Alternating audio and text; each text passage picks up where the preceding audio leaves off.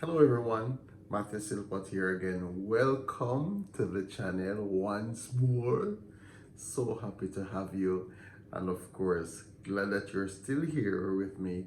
Thanks for the likes again, thanks for the comments, thank you for the sharing of these videos, and also encouraging all other persons to come and subscribe, jump in, bandwagon, and payanka. All right. Today, I want to talk about singing a little bit.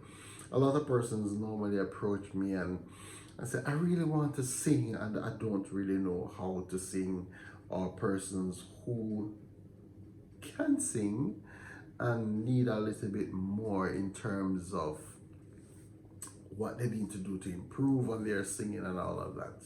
So, I'm going to share 5 commandments of good singing for you. And working with these 5 processes or 5 things to do should help you along the way. The first one is posture. The second one is breathing. The third one is balance and blend. The fourth is tone quality. And the fifth is diction. So that's posture, breathing, balance and blend, tone quality, and diction. So let's talk about posture a little bit. So posture, you're required to have a good singing posture, whether sitting or standing. And usually, if you're standing, is feet slightly apart, shoulders usually are squared off. You sing with what we call an elevated rib cage. In this case, you should have air flowing here because you need your air to support your sound. So if you're sitting, it's just the same, feet flat on the ground, sit away from the back of the chair, head slightly up, and you sing with an elevated rib cage, just the same. And that should be good posture. If you're singing with music and there's a director in front of you, then you should hold the music where you can see the gestures, if not see what the director is doing while looking at the music. So it should be up, not down, because when it's down in your hand, all hope is gone. You're gonna miss the entries, you're gonna miss all the cues and all the information from the director on spot. So posture is very important for that. And while you're doing that, you always have to be conscious of what is happening around you. The second one, which is breathing. Your sound should be supported. Good breathing means good singing health. And that is really taking the breaths where you're supposed to, expanding, filling your lungs, and expelling. So you usually say almost like a balloon being inflated, and you're slowly letting the air out, especially when you have long phrases, long notes to deal with. You should have that support system where those are executed properly. So breathing is a must. They're walking hand in hand. There are exercises that you can do to develop that. So you can check out for more. The third one, balance and bend. I addressed this area before in the quick tips for working with a new choir. But when you're balancing and blending, this means that no voice should be sticking out. Good balance and good blend mean that everybody is synchronized in such a way where you have a good sound, good balance, no voices sticking out, as I mentioned before, and there's a good sound continuously or constantly over the time. Right? Their tone. Now, singers use the sound that they produce is what we call tones.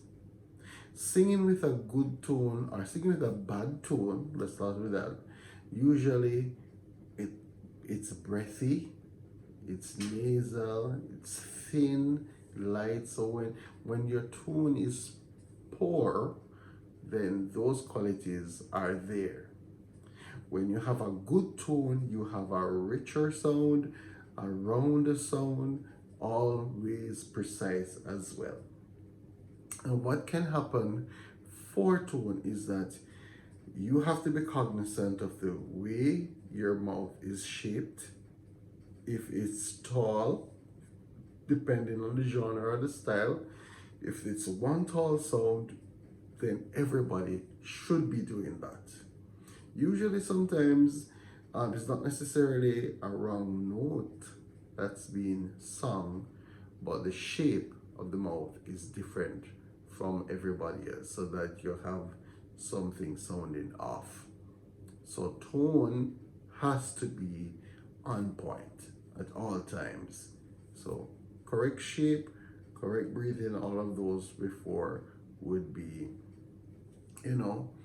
helping along the way. And the last one, we spoke about posture, we spoke about breathing, balance and blend, tone, and I'll talk about diction.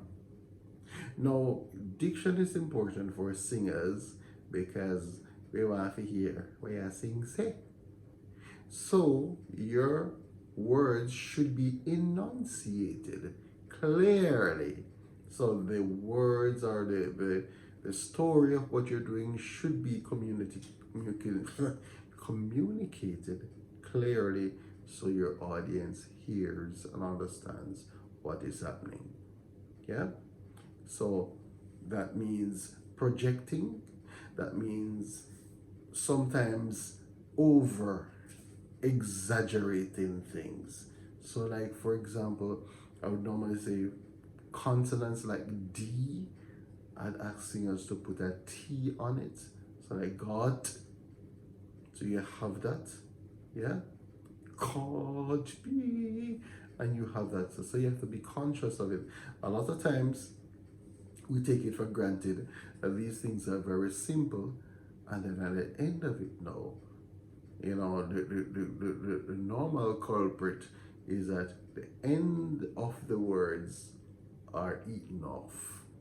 So like go instead of God, music instead of music.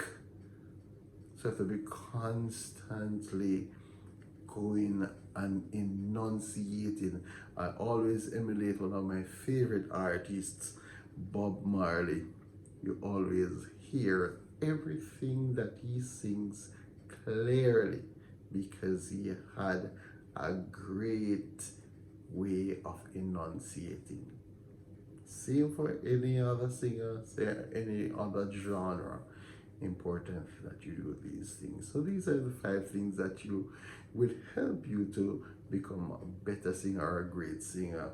Having good posture, having good breathing techniques, having good balance and blend techniques, having good tone or tonal quality, and then having good diction.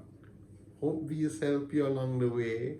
All the best to you, and see you next time.